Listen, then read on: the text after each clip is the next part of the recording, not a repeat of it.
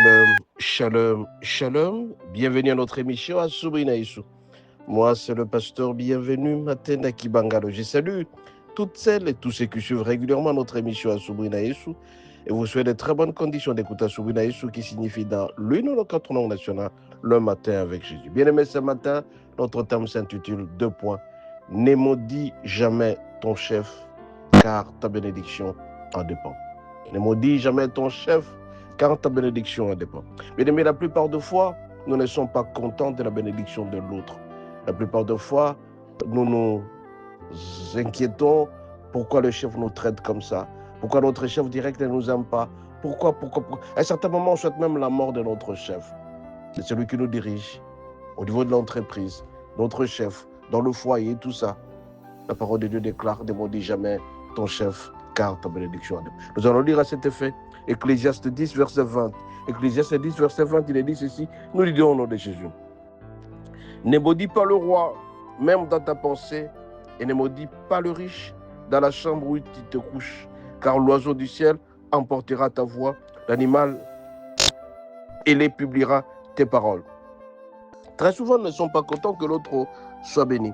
Si jamais nous sommes pauvres par rapport à un riche, nous commençons à maudire. Pourquoi seulement lui qui est béni? Pourquoi seulement lui qui roule carrosse? Pourquoi seulement lui qui a des maisons? Pourquoi? Toutes ces questions entraînent qu'on maudit même le riche. À un certain moment aussi, son chef, on ne l'aime pas. On commence à maudire son chef. Alors il est dit dans la Bible, ne maudis pas le roi, même dans ta pensée. Tu vois quelqu'un bien habillé, tu commences à imaginer, tu le maudis. Tu vois qu'il y a quelqu'un qui a beaucoup d'argent, tu commences à t'imaginer, tu le maudis. Tu vois quelqu'un qui est très joli, qui est très beau par rapport à toi, tu le maudis.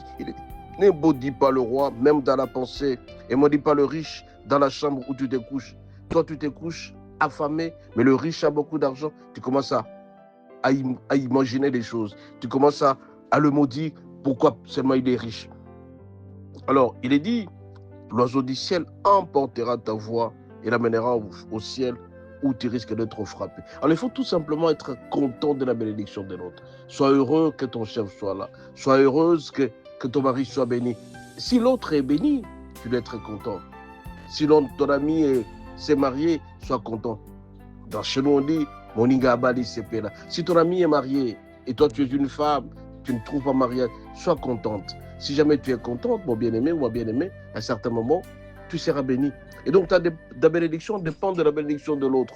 Plus tu es content de la bénédiction de l'autre, plus tu seras béni. Ce matin, je viens te dire, mon bien-aimé, tu dois être content, heureux de la bénédiction de l'autre. Ne sois jamais malheureux parce que l'autre est béni. Sois content parce que l'autre est béni. Si l'autre est riche, sois aussi content. Ne prononce jamais des paroles pressantes pour dire que non, pourquoi seulement lui est béni.